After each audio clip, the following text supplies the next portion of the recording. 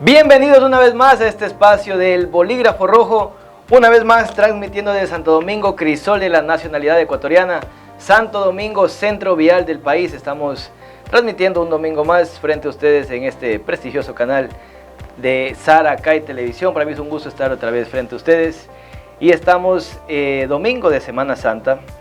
Domingo, ¿cómo se llama? Qué mal católico que soy, o qué mal cristiano que soy. Domingo de Resurrección. Sí, Pascua Mil de disculpas. Resurrección. Domingo de Resurrección. Acabamos de pasar un feriado en el cual la gente aprovecha para irse a la playa, ir a visitar a los amigos, ir a visitar a familiares. Pero ¿cuál es el motivo o la razón de este feriado? Es la Semana Santa, pero ¿sabe usted qué es la Semana Santa? ¿Qué se celebra? Hablando cristianamente, ¿qué es la Semana Santa? ¿Qué significado tiene dentro del cristianismo? Porque la gente siempre dice feriado y es hacer lo contrario a lo que se debe hacer, irse a emborrachar, irse a la playa. No todos, ¿no? Pero la juventud, yo lo hacía también, irse a la playa a emborrachar, ir a perderse, cuando el motivo de esta celebración es otro. Tal vez en carnaval sería ese el motivo, pero en la Semana Santa es otro. Entonces, para eso he invitado a una persona que ya estuvo aquí en el programa hace algún tiempo atrás, cuando todavía no había este set tan bonito, estábamos en otro set, pero ya estuvo en este programa. Él es sacerdote católico, lo voy a presentar un poco más adelante, pero primero tengo que dar gracias a quienes hacen posible este espacio, gracias a Camisería Inglesa, que está ubicado en la Plaza Asturias, esto es en la avenida Rodrigo Paucar, que es la que cruza de la Lorena a la Quito, a la altura de la Unión, es un poquito más de arriba. Ahí está Camisería Inglesa, con la mejor ropa para caballero. Ustedes me ven siempre bien vestido, gracias a Camisería Inglesa, con toda la ropa para caballero. Agradezco también a Gimnasio Panamericano. Gimnasio Panamericano es el punto referente para todos los deportistas de la región. Gimnasio Panamericano tiene las mejores máquinas, más modernas y un buen ambiente para ejercitarse, ejercitar su cuerpo, para esculpir tu figura y estar sano. También para los jóvenes, niños y adolescentes, el profesor Joaquín Rascos da clases de taekwondo. Entonces, para que usted, padre de familia, usted joven, quiere participar dentro de esta disciplina, no dude en ir al Gimnasio Panamericano. También agradezco, y es parte de este espacio, a Caballo de Troya, que es una academia de ajedrez. Ajedrez es un deporte igual que el taekwondo, una disciplina, pero esto es mental. El ajedrez es un juego de mesa, muchos conocen el ajedrez, entonces es un deporte mental. Caballo de Troya es una academia en donde enseñan este deporte, al cual sería bueno que usted se involucre y participe, o que haga algún familiar suyo que se involucre en esto, porque el ajedrez es un deporte que lo pueden practicar niños desde 4 o 5 años, incluso 3, hasta adultos mayores que pueden practicar ese deporte. Entonces es un deporte muy amplio para practicarlo en cualquier edad. Y también agradezco a Galería, que está ubicado en la avenida Relelia, a pocos pasos de la Fibeca. Galería con calzado de autor de Jorge Bishop, el mejor calzado para damas. Visítelos en sus redes sociales que aparecen aquí abajo. Pueden revisar todas las prendas, accesorios, zapatillas, zapatos, botines para mujeres, carteras, cinturones en Galería. Y sin más, vamos al programa de esta semana. Como les decía, es hablar sobre el significado de la Semana Santa. Yo estudié en un colegio católico, el Colegio Nazaret, del cual el invitado que está aquí es el rector del colegio. Entonces, por eso lo he invitado, para que la ciudadanía que tal vez no conoce o el significado de este tiempo de Cuaresma, conozcamos de qué se trata. Entonces, Padre Giovanni, para mí es un gusto tenerlo aquí. Muchas gracias por asistir otra vez a una entrevista aquí en el Bolígrafo Rojo. Entonces, empecemos por donde debemos empezar, Padre Giovanni. Yo también, aunque estudié en el Colegio Nazaret y conozco conocemos de la Biblia, pero ya después uno se aleja en el trabajo, en tantas cosas, y uno también se va olvidando. Pero ¿qué es la Cuaresma? ¿Cuándo empieza? Porque Cuaresma, de lo que entiendo, son 40 días antes. Así es. Que en el tiempo bíblico significa... Mire, y ahí estoy perdido. Vamos desde ahí. ¿Qué es la Cuaresma? Bueno, primero, de verdad debo felicitarte, no por tenerme aquí a mí, sino por tratar este tema el domingo de la resurrección. y haberlo introducido de esa manera, diciendo si la gente sale al feriado, sale de vacaciones, se va a la playa o se va a cualquier lado sin saber qué está pasando, ¿no? Entendería si no son cristianos, no son católicos y, claro, viven como normalmente han vivido antes, ojalá no dentro de esas cosas que tú decías, irse a emborrachar o lo que sea. Pero qué incoherente, o tal vez una muy fuerte palabra, ¿no? Qué poco prudente sería para un católico no vivir de esa manera intensamente estos días tan importantes, ¿no? Entonces, de nuevo, qué bueno que tú lo estés haciendo, no es lo normal para un programa secular, eso se entendería en una cadena católica, ¿no? O espiritual. Bueno, ahora, ¿qué es la Cuaresma? Son 40 días, se cuenta aparte, bueno, primero, ¿cómo se hace el cálculo? La iglesia, eso también es importante. La iglesia considera el domingo de resurrección, la Pascua de resurrección, el domingo después del equinoccio de primavera, así se lo entiende, ¿no? Perdón, el domingo después de la luna llena del equinoccio de primavera, ese es más concreto, porque se basa en el calendario lunar y no en el solar, que así es como los judíos calculaban su fecha de Pascua para ellos, ¿no? Ya vamos allá inmediatamente. Entonces se calcula según el calendario lunar y no el calendario solar. Entonces es después del 21, ese es el equinoccio de primavera, el 21 de marzo, la fecha más temprana de la Pascua de Resurrección sería el 22 de marzo, o sea, inmediatamente. Y si no, me parece que es 21 o 22 por ahí de abril, ¿no? Entonces tiene todo ese rango, depende de la luna, digamos, dependemos de la luna para calcular esta fecha. En esta ocasión, el día de hoy es, ¿cuánto? Hoy estamos 17, estamos 31 de marzo. Domingo 31 de marzo. Domingo 31 de marzo. Así es, bueno. Es calculado de esa manera, ¿no? Y entonces se regresan no 40 días hacia atrás, sino primero estos últimos 3 días, jueves, viernes y sábado, se los llama trido pascual, ¿no? Ya vamos a hablar de eso también rapidito, pero hasta este jueves, ahí sí, desde ese jueves santo, de la Semana Santa, se calculan 40 días antes, que sería el primer domingo de Cuaresma, y ese domingo de Cuaresma es el domingo después del miércoles de ceniza. Entonces tienes que calcular primero el miércoles de ceniza, el final, y luego regresas hasta el miércoles de ceniza. Okay. ¿Ya? Con el miércoles de ceniza no comienzan los 40 días, sino es miércoles de ceniza, jueves, viernes, sábado, después de la ceniza, así se lo llama, y comienza realmente el conteo primer domingo de Cuaresma. Desde ahí hasta el jueves santo, 40 días. Y hablemos entonces del miércoles de ceniza. ¿Qué se celebra ahí? ¿Por qué se llama? ¿Qué es esa fecha? Con el miércoles de ceniza, podríamos decir, inicia o es el preámbulo del tiempo cuaresmal, estos tiempos fuertes que tiene la iglesia, Adviento, que se prepara para la Navidad, luego Cuaresma, que se prepara para la Pascua, ¿no? de resurrección. Entonces, el miércoles de ceniza, donde de hecho la iglesia pide ese día que haya ayuno y abstinencia, también después puedes preguntar de esto. La iglesia celebra en todas sus distintas parroquias y en el mundo entero la misa de miércoles de ceniza, donde este signo que se pone ya sea en la frente o en la corona de la persona implica dos cosas, ¿no? A través de ese reconocimiento de ser pecadores, de tener la necesidad también de ser reconciliados por el Señor. Entonces esta ceniza nos recuerda digamos, lo que hemos perdido, ¿no? Al haber perdido la gracia, al haber perdido nuestros padres Adán y Eva, si lo vemos bíblicamente, la cercanía con Dios. Entonces viene esa idea de nos volvemos solamente polvo, ¿no? Regresamos al polvo, no somos nada, ¿no? Y luego también una manera de hacer penitencia, no ponerse propiamente tierra, polvo, lo que sea en la cabeza, que es una figura bíblica también muy recurrente, se ve en muchos pasajes que lo hace la gente en el Antiguo Testamento, es para reconocer esto, ¿no? De somos polvo, pero en un sentido de penitencia, ¿no? Yo he hecho algo mal, y entonces me pongo, en el Antiguo Testamento ya no se hace, me pongo la ceniza y vivo ese momento de reflexión de lo que he hecho, porque soy parte de la tierra, porque me he ido en contra de mi Creador, ¿no?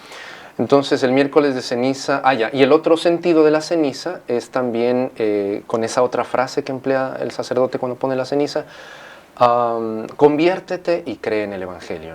La primera frase es, acuérdate que eres polvo y al polvo vas a volver, y la segunda, conviértete y cree en el Evangelio. Entonces eso es un proceso que la Iglesia todos los años nos regala para poder reflexionar sobre nuestra relación con Dios y con los demás a través de la relación con Dios. Y si no está bien, convertirse. Eso significa regresar, ¿no? Regresar a ser y a vivir con Dios de la manera que Él ha querido que vivas. ¿Y coincide esta fecha con algún evento en los eventos que vivió Jesús? Por ejemplo, el domingo antes de Semana Santa, el domingo de Ramos, me parece, ¿no? Sí, sí, es cuando Jesús entra a Jerusalén. Así es. ¿El miércoles de ceniza tiene alguna? ¿No? No, ahí sí no coincide con nada. Más bien los 40 días propiamente sí se explican desde un acompañamiento a Jesús en esos 40 días que vivió en el desierto. Okay. Totalmente ayunando, ¿no? Al final dice uno de los evangelios que al final de sus 40 días recién siente hambre, ¿no? Y ahí es tentado por el demonio. Pero entonces vivió 40 días de preparación, de oración, de reflexión, de su relación más íntima, más cercana con el Padre, para comenzar su misión, ¿ya?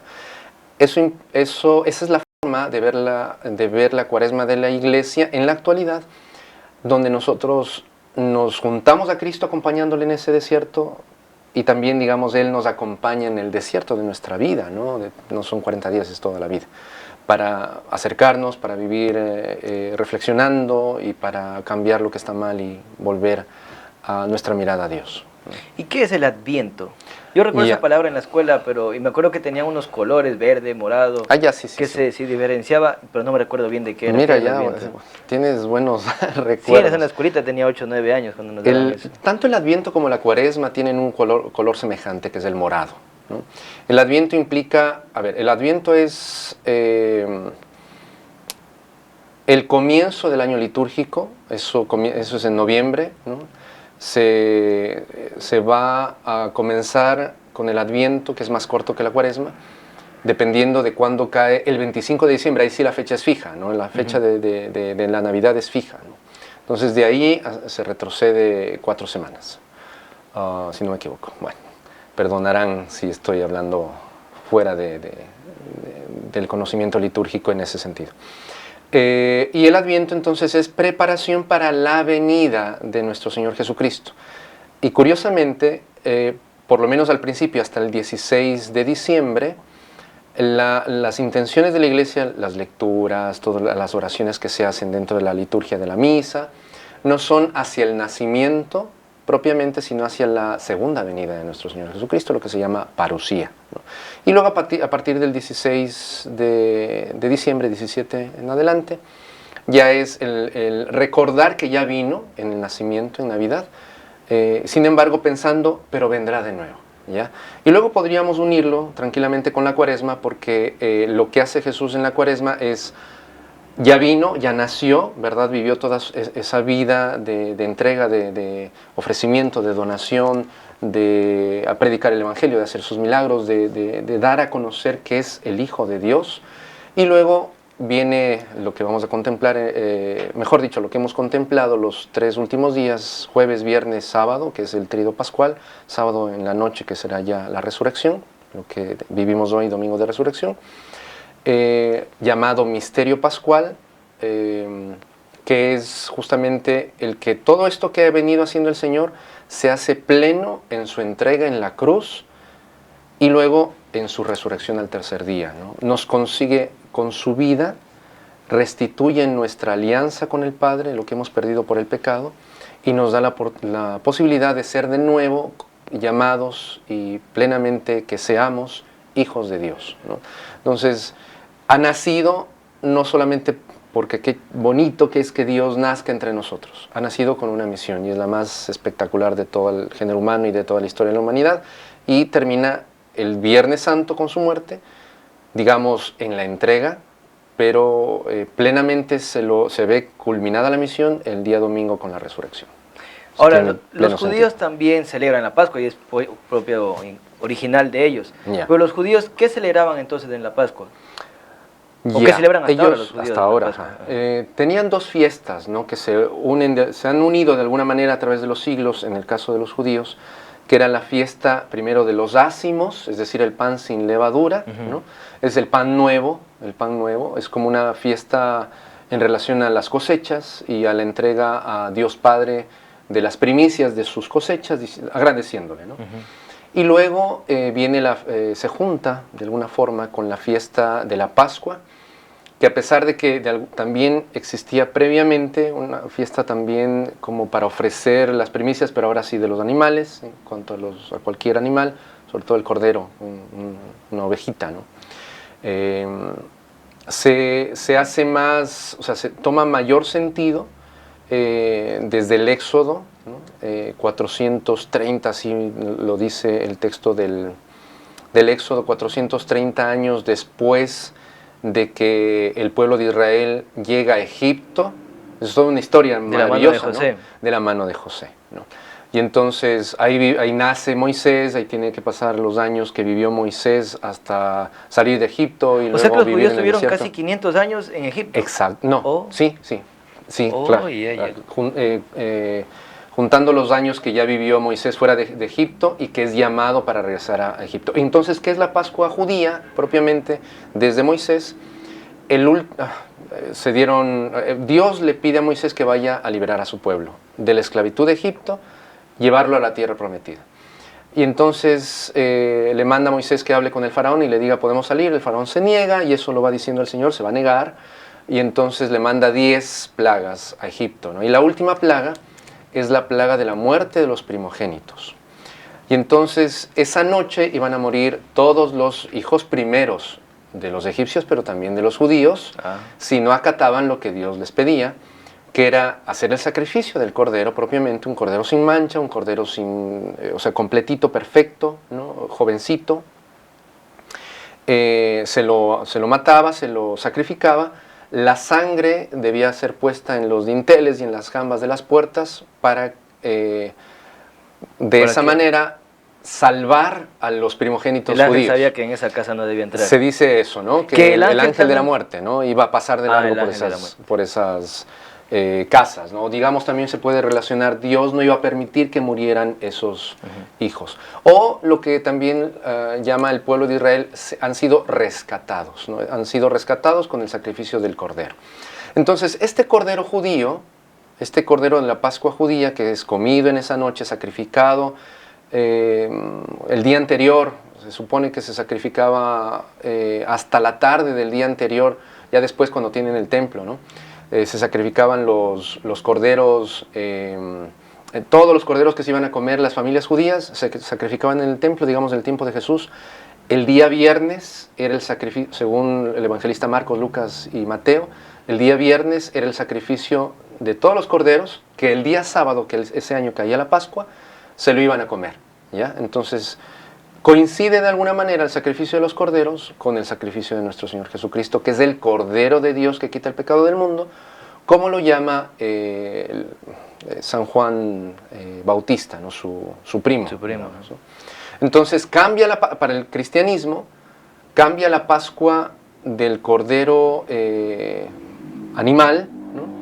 Que quita el pecado, que no quitaba el pecado, sino que solo lo salvaba, era la víctima vicaria. Mato al cordero porque no se muera mi hijo, ¿no? Por rescatar a mi hijo.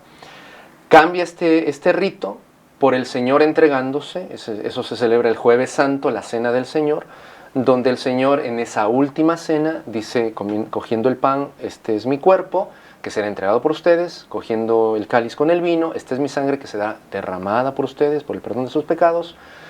Y entonces cambia el sacrificio, la víctima del sacrificio ya no es un animal, ahora es un hombre, ya no es solo un hombre, ahora es el Hijo de Dios, ¿no? Y entonces este sacrificio sí tiene la ventaja de que a través de ese sacrificio ya no solo se rescata a los primogénitos, sino es para el perdón de los pecados de todo el mundo, obviamente de los que quieren recibirlo, ¿no? El que no quiere ya, claro, ni modo. Entonces ese es el sentido, ¿no? Eso es lo que ha pasado del cambio, o mejor dicho, primero en esa Pascua judía, con la fiesta de los ácimos, que son los panes sin levadura, que se juntan luego y que terminan en digamos, hace 2000, más o menos por decirlo así, 2024 años más 6, en un cálculo que se hizo mal en el cambio de calendarios, más 6 años más. Entonces, hace ese tiempo, Jesús cambió el sentido de la Pascua por un nuevo sacrificio que era el del propio, para la redención de todo el género humano y para la salvación de todos. Pero originalmente entonces era la Pascua celebrar, o hasta ahora lo que celebran los judíos es celebrar el éxodo de Egipto. Exactamente. Y recibir la tierra prometida. Sí, salir, es la liberación del pueblo de Israel de Egipto hacia la tierra prometida, lo que duró 40 años, ese caminar hacia allá, ¿no? Sí, estaba viendo justamente el vuelo terráqueo, y el globo terráqueo, la distancia entre Egipto e Israel es bien chiquita. O sea, debieron haberlo hecho en una semana, digamos, por exagerar, no sé cuánto se hará realmente caminando, ¿no? Lo hicieron en 40 años, porque la intención de Dios era, lo que se entiende, ¿no?, de la Sagrada Escritura, no solo sacarlo de Egipto y llevarlo a la tierra prometida, sino sacarlo de su esclavitud, que no solo era la esclavitud de estar bajo el régimen del faraón, siendo esclavos propiamente, sino de los ídolos, porque efectivamente había muchos dioses ahí entre los egipcios que aparentemente los judíos ya habían adoptado y se habían olvidado de alguna manera del Dios de Israel, ¿no? Y entonces ese paso que hacen de Egipto hacia la tierra prometida, esos 40 años, el número 40, significará entonces purificación, ¿ya? Nuestros 40 días de la cuaresma hacia el tríodo pascual, la Pascua de la Resurrección, es un tiempo de purificación también. Habíamos hablado de vivir con el Señor, su paso por el desierto, sus 40 días, pero también es el sentido de purificación para nosotros estar, digamos, capacitados de vivir lo que el Señor nos ha propuesto. Pero el problema del pueblo judío, al menos en el Antiguo Testamento, es que estos ídolos nunca los pudieron dejar, o siempre fue difícil, porque incluso cuando llegaron a la tierra prometida, los dioses de los filisteos, los dioses de algunos pueblos que estaban cerca de ellos, decían que constantemente caigan en idolatría. Por eso que era que se mandaba a los jueces, luego pedían rey también, para que los guíe de alguna manera. Pero hay tantas preguntas que se me quedan. A ver, tengo aquí, hablamos del tríodo pascual. ¿Qué era el tríodo pascual? Los últimos 3 días, ¿no?, contando desde la Cena del Señor, Jueves Santo, viernes, la Pasión de nuestro Señor Jesucristo, y sábado en la noche, que es la Vigilia Pascual. Entre paréntesis, la celebración más importante de todo el año, ¿no? El católico que no vive una Vigilia Pascual es que no le entiende, vive en la ignorancia, que no es nada malo, pero que hay que superarla, porque es la fiesta más espectacular, digamos, como celebración, ¿no? Es el compendio de todo, ¿no? Es el compendio de todo. De hecho, estas 3 celebraciones, jueves, viernes y sábado, es como una sola, ¿no? La celebración del Jueves Santo es una misa, ¿no?, digamos, normal, salvo que al final el sacerdote manda a la gente sin bendecirla. La celebración del viernes no tiene bendición, no tiene inicio ni tiene fin, y es como si fuera, y de hecho así es, la continuación del jueves, ¿no? El jueves la Cena del Señor, el viernes ya, o sea, la última cena. Han cogido a Jesús el jueves en la noche, lo han llevado al Sanedrín, ha sido juzgado, el viernes es llevado ante Poncio Pilato para ser de nuevo juzgado por él, por el imperio, ¿no?, y le determina ya la crucifixión. Muere nuestro Señor Jesucristo, es sepultado en la tarde del viernes, pasa un día en el sepulcro, son realmente al tercer día porque se cuenta el día viernes, el día sábado y el día domingo, pero pasa un día completo en el sepulcro, y la madrugada del domingo resucita. Entonces esa celebración es como una sola, ¿no? La cena, la pasión y la resurrección al final del día sábado. Pero entonces Jesús, Cristo estuvo dentro del sepulcro, o muerto estuvo 1 día y medio nomás. Más o menos, ajá. De hecho, dicen los antiguos 40 horas, ¿no? También el número 40, ¿no? Como para... ellos vivían, digo los antiguos, los primeros cristianos, quizás siglo II, III, ¿no? Pensaban en antes de lo de Constantino. Claro, sí, antes de Constantino. Vivían varias formas de Pascua, o sea, todavía no universalizado qué vamos a vivir y cómo lo vamos a vivir, pero también había esta intención de vivir 40 horas de ayuno por las 40 horas que supuestamente vivió Jesús en el sepulcro. Y ahora, ¿qué hizo Jesús en ese día y medio en el sepulcro? Se dice, no sé si o es un mito o es cierto, o es una historia, que supuestamente Jesús baja al infierno a pelear con el diablo y lo vence. No, a pelear no. Algo así. A ver, nuestro credo, el credo dice que descendió a los infiernos, ¿no? Que el Señor ha sido muerto, sepultado, descendió a los infiernos, al tercer día resucitó entre los muertos. Entonces, este descenso a los infiernos significa, un poco lo explica el apóstol Pedro. ¿Por qué baja un alma tan pura al infierno y no se pero fue al cielo? Eso es lo que voy a explicar. Entonces, Pedro lo trata de explicar, o mejor dicho, lo explica de alguna manera diciendo que Jesús, ha ido al encuentro de los que han muerto hasta su fecha, o sea, hasta que ya ha venido Jesús y ha muerto, que no podían ir definitivamente a un estado de cielo o a un estado de infierno, porque no tenían el beneficio de la redención de nuestro Señor, ¿ya? Y esa entrega como para que se abra el cielo y poder entrar los buenos y poder en general ser juzgados buenos y malos, ¿no? Y entonces, dice Pedro, Jesús baja a ese lugar para ofrecerles de alguna manera, dice incluso predicarles, ¿no? Su obra, ¿no? Su redención a través de la muerte, ¿no? Pero podríamos pensar, bueno, los que eran malos y murieron malos, probablemente simplemente escucharon ya, aquí escucharon, vieron o sintieron, como sea que haya sido en esa experiencia ya más allá de la vida, ¿no? Vieron que el Señor Dios finalmente había abierto los cielos, había resuelto lo que dañó a Adán, ¿no? Al pecar y alejarse de Dios, pero como ellos murieron rotos con el Señor, separados de Él, entonces ya se fueron definitivamente, digamos, al infierno, ahí sí. Y los que eran amigos de Dios, digamos incluso los patriarcas, Abraham, Isaac, Jacob, etc. Luego Moisés, David, todos los demás, que eran personas cercanas a Dios o de Dios, y que han muerto, obviamente, casi pensando que son santos, estaban también esperando eso y el momento de... O sea, que no estaban en el cielo. No había, es lo que se ha conocido como los infiernos, en plural. Infierno, donde está el demonio y sus secuaces, ¿no? Y los infiernos, en plural, justamente este lugar de los muertos, el seno de Abraham también se le llama, donde estaban en una especie de espera hasta que Jesús finalmente muriera. Okay. Entonces no baja a pelear con el demonio, sino simplemente baja a decir, ya conseguí solucionar, digamos, lo que hizo Adán y Eva, y ahora sí hay decisión, ¿no? Cielo o infierno, ¿ya? Pero digo, de alguna manera ya estaba como decidido, solo que seguían en espera.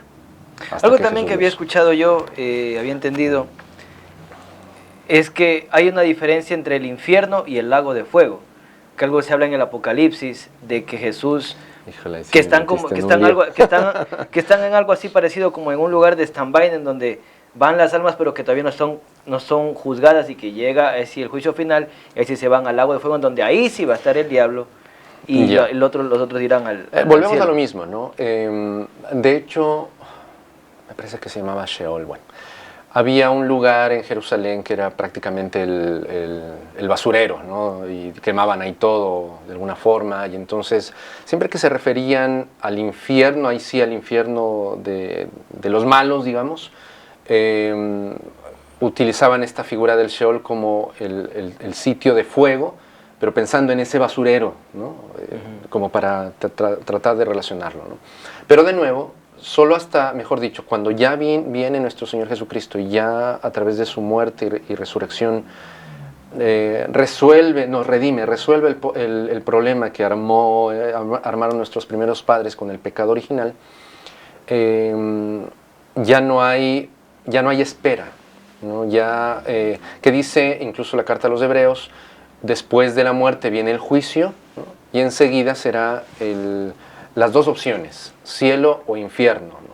Y para llegar al cielo, dos opciones: una persona que ha vivido plenamente el amor de Dios y en la voluntad del Señor, digamos, iría directo, ¿no? Un camino recto hacia el cielo, Y el que sí ha sido bueno, pero le ha faltado ajustar cosas, ahí sí, como dice el Apocalipsis, estar puro plenamente para llegar al cielo, tendría que purificarse, y es lo que se llama la Iglesia Católica purgatorio, ¿no? Pero ya no hay espera.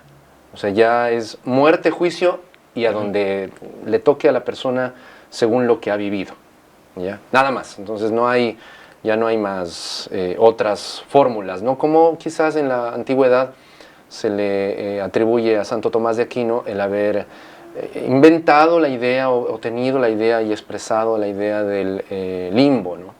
Ese sitio donde, por ejemplo, cuando no se entendía dónde van los niños que son inocentes, pero que no han sido bautizados, ¿no? Y como dice Jesús en el Evangelio según San Juan, que no pueden entrar en el reino de los cielos los que no han sido bautizados. Entonces, ¿cómo se hacía eso? Bueno, él se inventa y dice en un limbo, ¿no? En una especie de espera, porque yo no lo entiendo. No es porque no exista o exista, sino porque yo no lo entiendo, ¿no?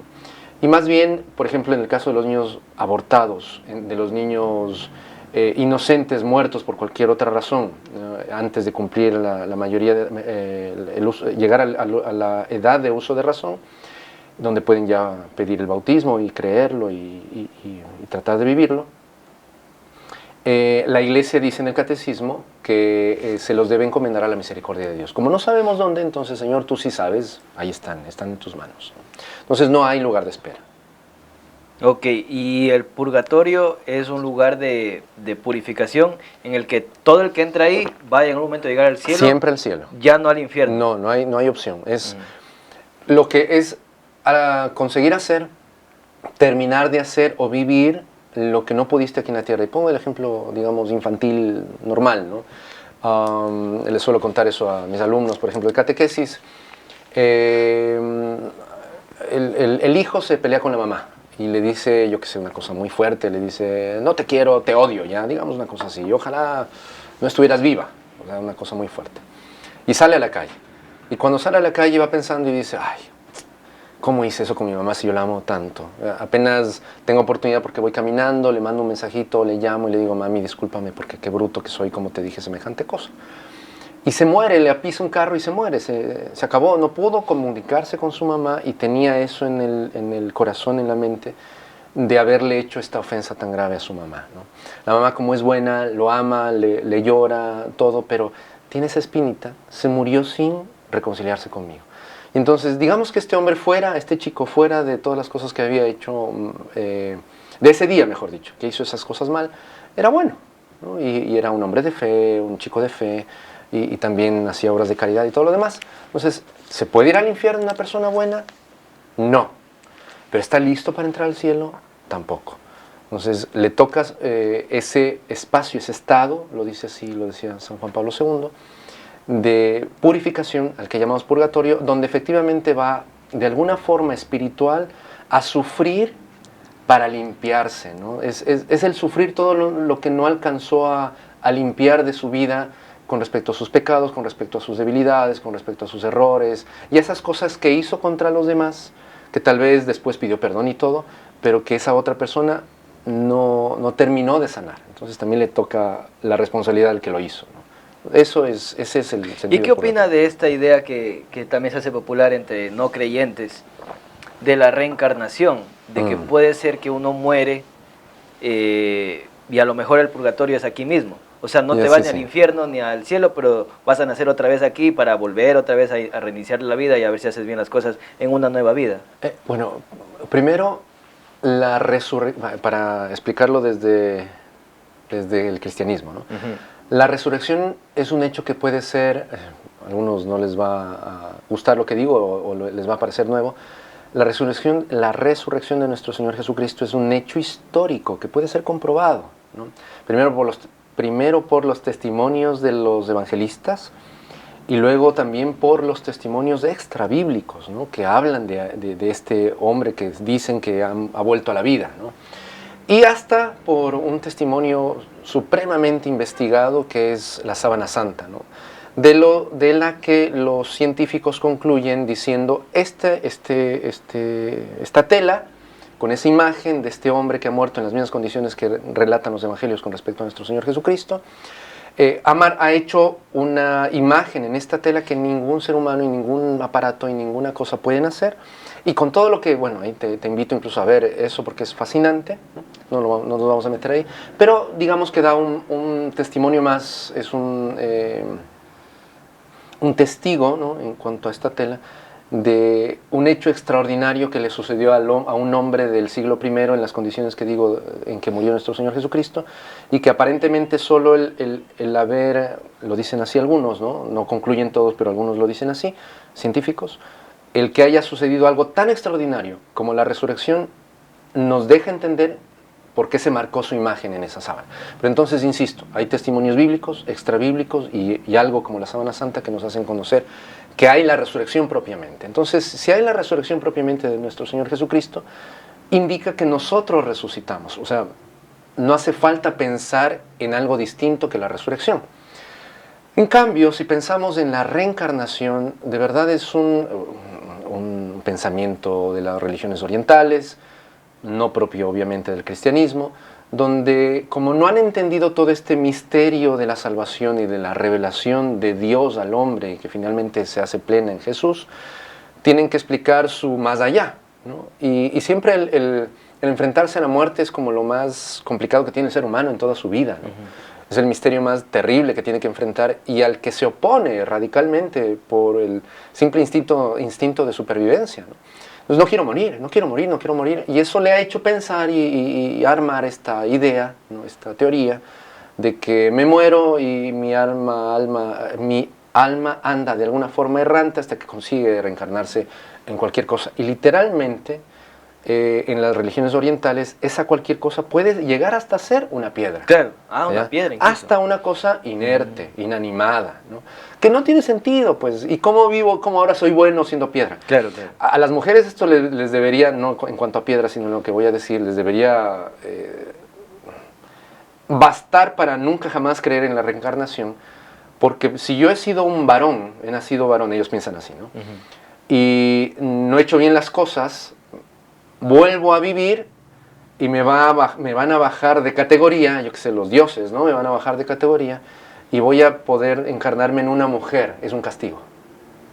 Ya el hombre es superior a la mujer y entonces la mujer es una vida inferior donde voy a sufrir más. Entonces sí, las mujeres deberían decir, no, ya con esto jamás. Eso dicen esas religiones. En las religiones orientales. Budismo. Sí, exactamente. Entonces, el cristiano no cree en la resurrección por el hecho de fe, en principio, de la resurrección y luego, como te decía, incluso comprobable históricamente, ¿no?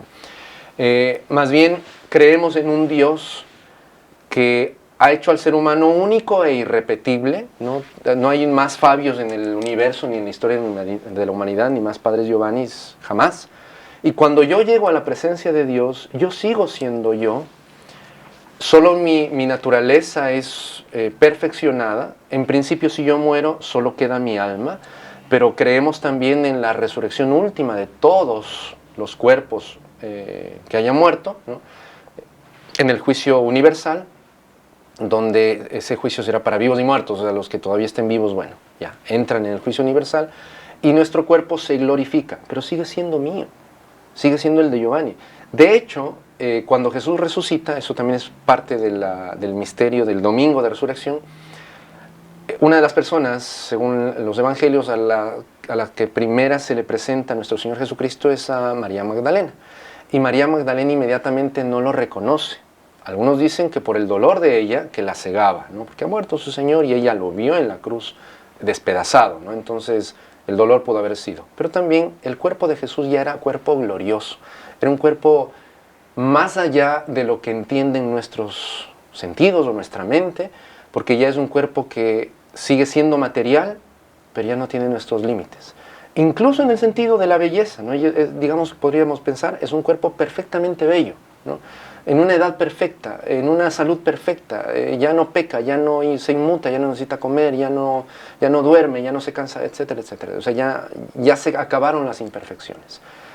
Y por eso podría ser que María Magdalena inmediatamente no lo identifica. Entonces tú y yo, cuando resucitemos, tendremos también un cuerpo semejante, pero seguiremos siendo Fabio y Giovanni. Entonces, esa es la maravilla de la Entonces, ¿será nuestro mismo cuerpo o ya no?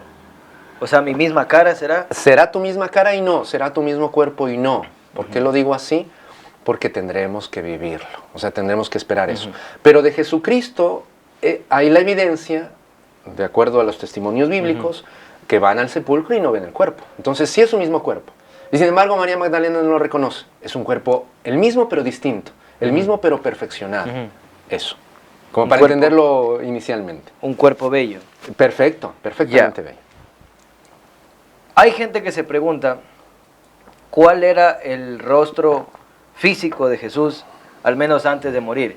Porque si es que era judío, por ejemplo, hay una historia cuando, y se me olvida, me acuerdo que Jesús está hay algún altercado, creo que es en el templo, y que cuando saca a todos a latigazos porque estaban conversando en el templo, no sé si es en esa ocasión, pero que llegan los fariseos y arman relajo y que Jesús tiene que esconderse y se sale por la multitud y se sale por la parte de atrás de algo así. Es. Entonces, se oculta, significa que Jesús tenía, y era un judío como cualquier otro judío. Así es. O sea, pero hay muchas imágenes que lo muestran como si fuera Legolas del Señor de los Anillos, fuera blanco, alto, ojos azules, rubio. Sí. O lo contrario también, ¿no? Sí. A ver. O capaz era negro. Mira, cuando se habla, por ejemplo, de David, del rey David, y se lo caracteriza parece que es el primer libro de Samuel, bueno, perdón si estoy equivocándome, se lo caracteriza como rubio, ojos azules, y como pues si era un israelita de... Pero es que con estas historias de National... Perdón si es que te meto en apuros, pero de National Geographic o de Discovery Channel que dicen, encontramos cómo era el rostro de Jesús, porque debía ser... y ponen una especie de cavernícola. O sea, ¿cómo así? Pues solo son 2000 años, no estamos hablando de 300,000 o algo así, ¿no? Era un ser humano como nosotros, y ¿por qué no en lo mejor de su raza? ¿No? El judío, si tú ves ahora los israelitas, obviamente con todo lo que ha pasado, ¿no? La diáspora, el vivir en todas partes, el juntarse con otras personas, que no es lo común, pero sí lo pueden hacer. Pero tú ves a los israelitas y no ves pues que sean neandertals o algo así, ¿no? O sea, son seres humanos normales, exacto. Seres humanos normales, y unos más guapos que otros, hombres y mujeres, unos, yo que sé, pelo largo, pelo corto, lo que sea. Bueno. De nuevo, lamentable o afortunadamente tenemos el caso, por ejemplo, el testimonio del que he hablado hace un momento, de la Sábana Santa, donde los que estudian, ha sido tan importante el estudio de la Sábana Santa que se creó una nueva ciencia, una nueva disciplina dentro de la ciencia, que es la sindonología. Se estudia en la universidad para poder estudiar la Sábana Santa. O sea, no es coger un librito, no es ir a ver, y no es una obra de arte que está pintada por ahí y simplemente la voy a contemplar. No, hay que estudiar, ¿no? Varias ciencias. Bueno, entonces el rostro de la Sábana Santa, fuera de cómo está en ese momento, que está golpeado, desviado el tabique, hinchado el pómulo, sangrando con un gargajo de saliva ahí por el ojo, el reguero de sangre de la corona de espinas, etcétera, etcétera. Sacándole todo eso, se ve que es un rostro, primero de un hombre de pelo largo, incluso hecho una cola acá atrás, porque la Sábana Santa presenta el hombre por delante y también por detrás, es una sábana que cubre así el cuerpo. Y entonces aparentemente, algunos dicen que fue la misma Virgen María o tal vez Juan, el que juntan el cabello de Jesús atrás y le hacen como una trenza, como para irlo arreglando de alguna manera, no era su sepulcro, ¿no? Bueno, y entonces con el pelo largo, pero así cogido atrás, el rostro de un tipo realmente hermoso. Y la talla, más de 1,80, o sea, era un tipo alto, fornido, porque se le ve el cuerpo. Era un hombre, se lo suele llamar así, un tecton, ¿no? Uno que no era propiamente solamente carpintero, porque no es que ahí había solo la profesión de ser carpintero y su taller ahí, no, pues era dedicado a todo, ¿no? A la albañilería, hacía las casas, ponía las mesas, las sillas, bueno, de la forma que ellos vivían, que no era como nosotros vivimos ahora, etcétera, etcétera. Entonces era un tipo fuerte, así como se ve hoy a los albañiles, ¿no? O sea, los tipos que lanzan ahí los bloques son medios agarrados, ¿no? Son musculosos, ¿no? Ese era Jesús. Y su rostro, insisto, de una persona hermosa. O sea, incluso algunos dicen, Jesús debía haber llamado la atención de dos maneras. Primero, por su físico imponente, Y segundo, ya cuando comienza a hablar y decir lo que dice es como para quedarse con él para siempre, ¿no? Por eso tanta gente le seguía. Y también después solo cuando les enfrenta, ¿no?, a lo que él les dice, por ejemplo en el caso del Evangelio según San Juan, el capítulo 6, que es de la Eucaristía, no nos metemos en eso, pero solo para decirlo, ahí él termina diciendo el texto, en ese momento comenzaron a dejarle a Jesús. Pero por su exigencia. Lo otro llamaba supremamente la atención, ¿no? Y de nuevo, porque era un tipo guapo, buen mozo, fornido, alto, de buena presencia, de buena voz, porque tenía que llegar a la gente, ¿no? O sea, tenía que, en los sermones de la montaña o del valle, del llano, tenía que hacer que 5,000 personas le escuchen, ¿no? Entonces, pero ahí en cambio, yo siento que discrepo un poco con usted y me va a disculpar, con todo respeto. Disculpado totalmente. Porque hay una, por ejemplo, y hablando en esta época que estamos, sí. Cuando Judas le dice a los fariseos, al que yo le dé el beso a ese es. Ajá. Pero Judas tenía que darle un beso para que los fariseos sepan quién es. Yo entiendo que si tiene que darle el beso es porque los fariseos no iban a saber de cuál de Pedro o Juan iba a ser. Porque si hubiesen sabido que era un hombre alto, fornido, guapo, hubiesen dicho, no, pues este man es del ser Jesús. No era necesario de que Judas vaya a darle el beso para que identificarlo cuál era. Sí, no. O sea, a ver, de hecho, primero los fariseos no van a capturar al Señor, sino los soldados mandados por ellos. Claro, ¿no? sí.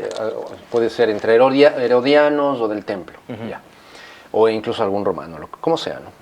El asunto es que no son personas que propiamente estaban en la cercanía del Señor. Los fariseos más, porque iban a escucharle hasta para ponerle trampas y todo eso, pero obviamente no tenían ni el celular ni la foto para decir, mira, verás que es así de esta manera.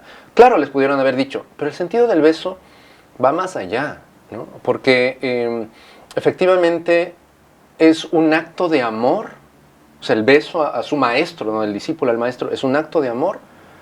Y en este caso, siendo un acto de amor, se transforma en un acto de terrible traición. De hecho, Jesús le dice a Judas, amigo, ¿con un beso me traicionas? O sea, como para, no solo Judas, lo que vivió Judas, sino también yo, tú, nosotros, ¿no? Decir, o sea, tengo mi relación con Jesús, digamos, desde niño, la primera comunión y todo lo demás, y sí, muy bonita, y le rezo, y hablo con él, y voy a la misa. Pero ya cuando comienzo a pecar verdaderamente, o sea, más feamente, cuando comienza mi adolescencia y mi adultez, y comienzo a hacer tonterías en contra mía, de los demás, del mismo Dios, es eso lo que hago, ¿no? O sea, Él me ama tanto que ha dado su vida por mí, y eso es un misterio que, si lo digo así, es tan difícil entender en su profundidad. Y viene quien lo conocía, quien estuvo con Él 3 años, quien confió tanto Jesús que hasta le dio el manejo de la bolsa, dice el Evangelio según San Juan. Es decir, él tenía los dineros que de alguna manera la gente le daban para que subsista su empresa, ¿no?, de predicación. Todo eso, ¿no? Y él viene y le da un beso para decir, sí, este es. Pero con un beso, o sea, como tú dices, pudo haberle dicho así, o ya saben cuál es, el más bonito, pero es lo profundo de la traición del ser humano a sí mismo y a lo más grande que tiene, que es Dios. O sea, no solo fue para enseñarle, fue para mostrarnos a todos lo terrible de ese momento. Porque de hecho así es la Biblia, ¿no? O sea, tú ves una cosita ahí, por ejemplo, eso de sacar a los mercaderes del templo, o yo qué sé, tantas cosas, tantos eventos, lo digo porque lo mencionaste hace un momento. No solo es eso, ¿no? Entonces, ¿qué quería decir Jesús con cada una de estas obras, de estas palabras, de estos gestos, ¿no? En ese sentido es como que todo lo que dice y hace Jesús es un sacramento, y eso significa, hago un signo visible, pero con una carga por debajo de gracia, de lo que quiere decir Dios, abismal, ¿no? Que solo, y ni siquiera 2000 años más tarde, ya lo entendemos perfectamente, seguimos sacándole el jugo y diciendo, wow, no puede ser que era tan impresionante lo que el Señor estaba diciendo o haciendo en este momento. Ahora le hago una pregunta súper infantil que hacen siempre los niños. Si es que Jesús es Dios y Dios lo sabe todo, entonces Jesús sabía lo que le iba a pasar. Entonces Jesús no tenía que sorprenderse porque Judas venga al beso si él ya sabía lo que iba a pasar. De hecho. Por eso en la última cena, él dice, están cenando y dice, uno de ustedes me va a entregar, ¿no? Y comienzan a preguntarle, ¿quién es? En Juan, en el Evangelio según San Juan, Juan mismo, el discípulo amado, está como no se sentaban a comer como tú y yo, sino que se recostaban en una especie de... Estaban recostados todos comiendo, y Juan se hace hacia el pecho de Jesús, Pedro le dice de alguna manera como pregúntale quién es, ¿no? Y él le dice quién es, y él dice, bueno, al que le dé de comer de mi plato ese es, o en otro evangelio, al que comparta mi pan untándole como en una sopita, en una salsa, al que le dé, ese es, ¿no? Y aún después de darle esto, le dice, y preguntan, ¿no? Y seré yo, seré yo, seré yo. Pregunta Judas, seré yo, y dice, sí, tú eres. Y le dice, además, como para saldar esto, haz lo que tienes que hacer. Apresúrate. Sí, ya, listo. Y los apóstoles comienzan a decir, no, se va a hacer una obra de caridad, porque como tenía la bolsa de dinero, y en la cena pascual también se estilaba un poquito, digamos, compartir con los demás, entonces pensó, bueno, le mandó a hacer alguna obra de caridad, ¿no? Jesús sabía. Pero el asunto aquí es el siguiente, ¿no? Jesús sabe absolutamente todo. Jesús, digamos que, cosa difícil de entenderlo para nosotros, ¿no? Desde su concepción, en su gestación en el vientre de la Virgen María, en su nacimiento, en su niñez, en su adolescencia y en su adultez, Él siempre supo y era consciente de su misión. Y sin embargo, la vivía. Y se enfrentaba a eso. O sea, imagínate tú todos los días saber, por decirlo, ¿no? Y nosotros sí suena medio raro, pero puedo decirlo, a los 33 años, el día 14 del mes de abril, te van a crucificar, o te va a salir un asaltante y te va a matar, ¿no? Y ya estás preparado para eso todo el tiempo. Por eso Jesús en el huerto de Getsemaní le dice al Padre, Padre, si es posible, pase de mí este cáliz, pero que no se haga mi voluntad sino la tuya. ¿Por qué esto tan importante, no? Porque a pesar de todo, Jesús maneja. Él sabe en qué momento y de qué manera va a morir. Y simplemente no es que se suicida, no es que se lanza, no es que... para evitar ni para evitarlo, ni en forma suicida para conseguirlo, ya venga que quiero morirme, sino simplemente cumpliendo la voluntad de Dios. ¿Pero en qué sentido? El pecado fue lo peor que le pudo haber pasado al ser humano, ¿ya? Fue una bomba atómica o miles de bombas atómicas, ¿ya? En un momento que acabó con toda la historia espiritual del ser humano con Dios, ¿no? Se rompió ahí para siempre esa relación con Dios, digo para siempre, hasta que vino Jesús, ¿no? Sin embargo, había gente buena y todo bueno, todo lo que se puede uno leer o puede uno leer en la historia de la salvación. Pero ¿qué pasó? Este ser humano, que era primero amigo de Dios, se volvió después enemigo de Dios, ¿ya? Con la posibilidad de ser más o menos amigo de Él, ¿no?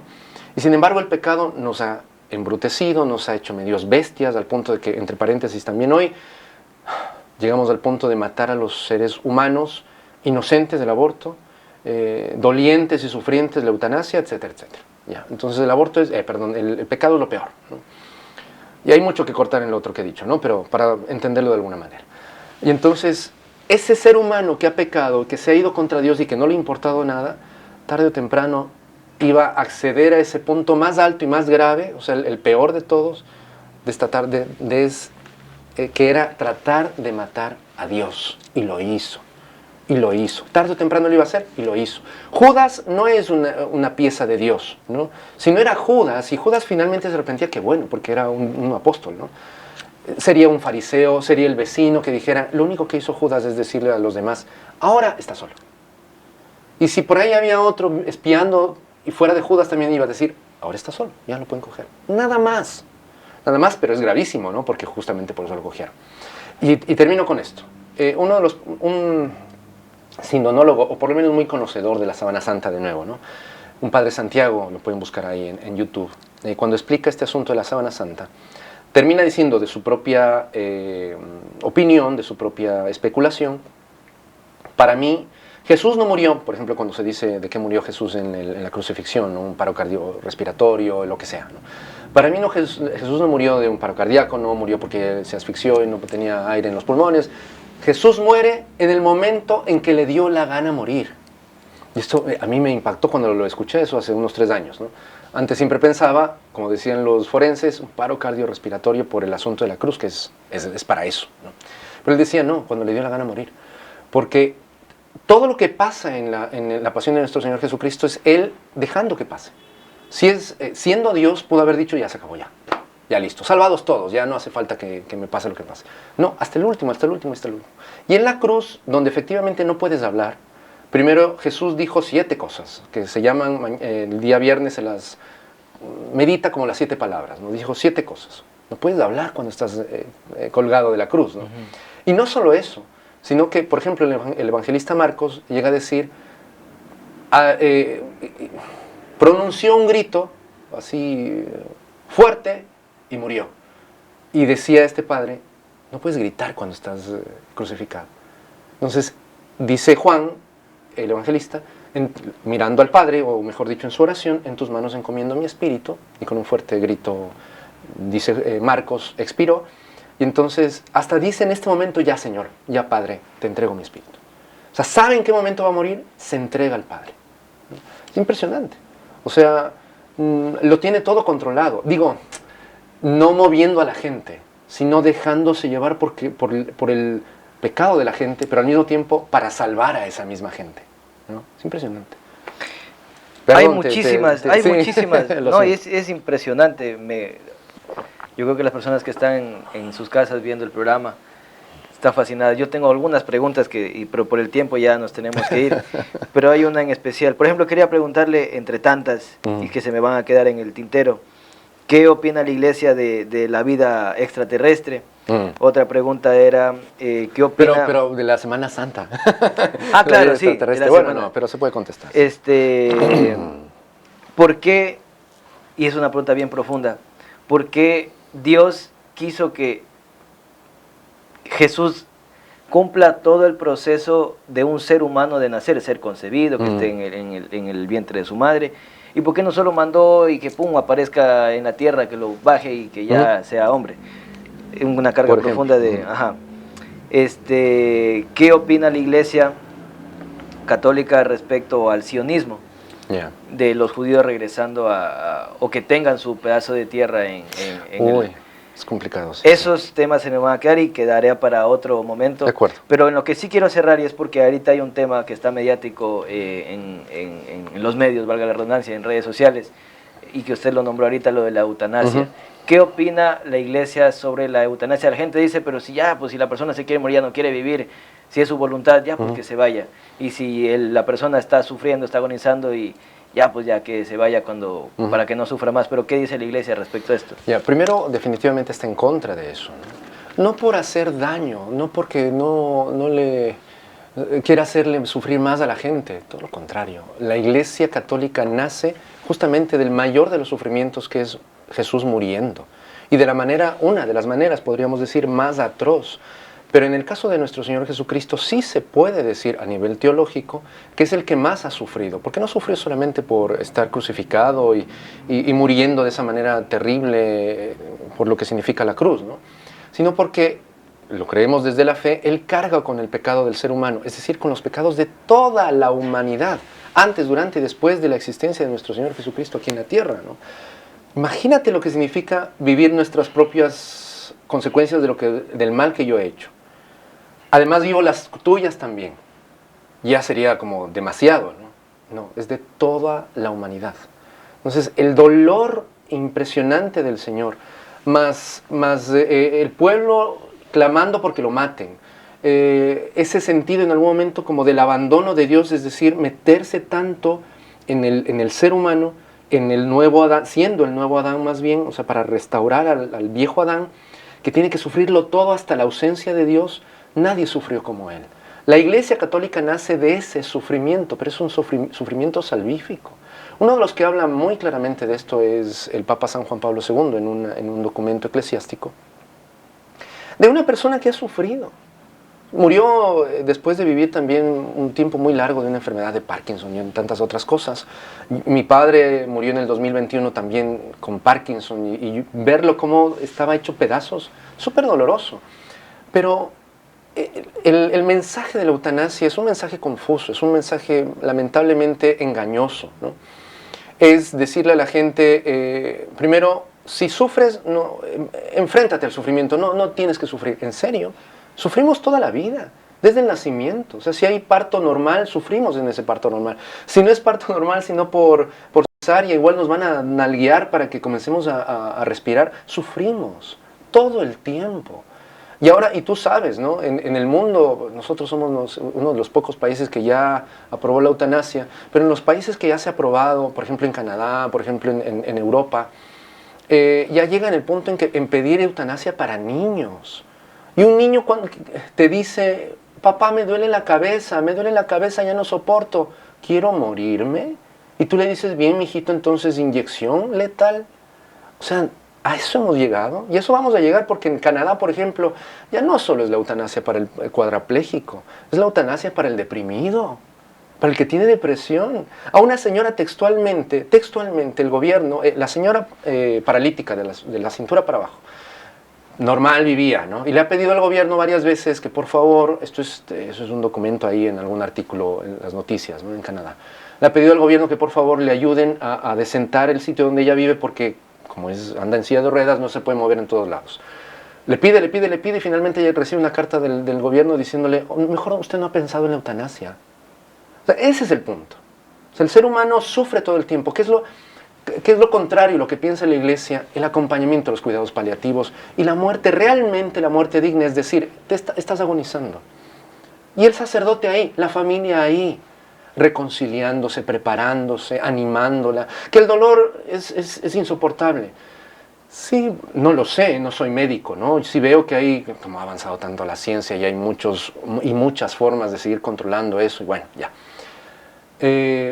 Pero, por ejemplo, la persona que pedía esto, ¿no? A la Corte Constitucional, y seguramente sufría muchísimo, pero tenía la capacidad, entonces sí, eran periodos de sufrimiento. Porque podía hablar, tú le veías entrevistándose, tú le veías dando escribiendo, dando una entrevista, una charla, lo que sea. No está en pleno y permanente sufrimiento, hay momentos, ¿no?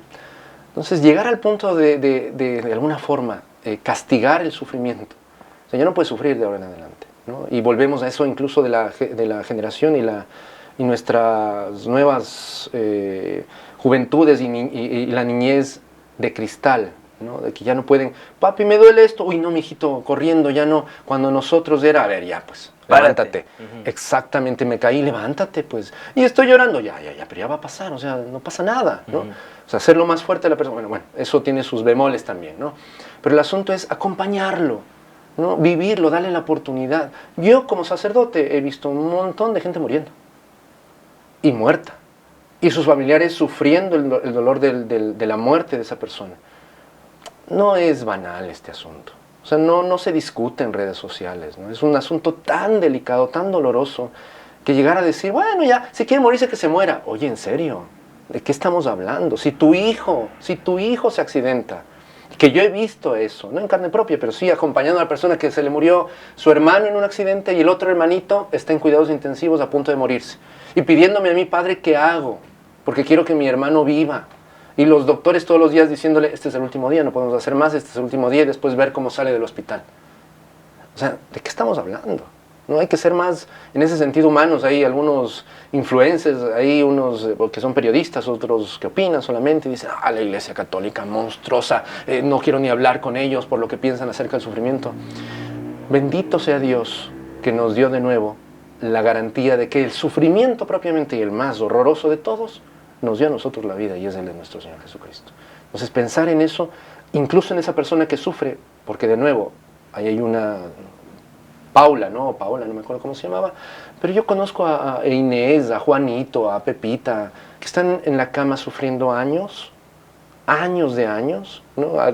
Y a veces agonizando 2, 3 veces, y yo me he acercado y les he dicho, cuando todavía tienen uso de razón, ofrezca este sufrimiento por tal cosa. Me dice, padre, toda la vida lo he estado haciendo, no se preocupe. O sea, yo mi sufrimiento se lo entrego a Dios por esto, por esto, por esto. Y agonizando tranquilamente.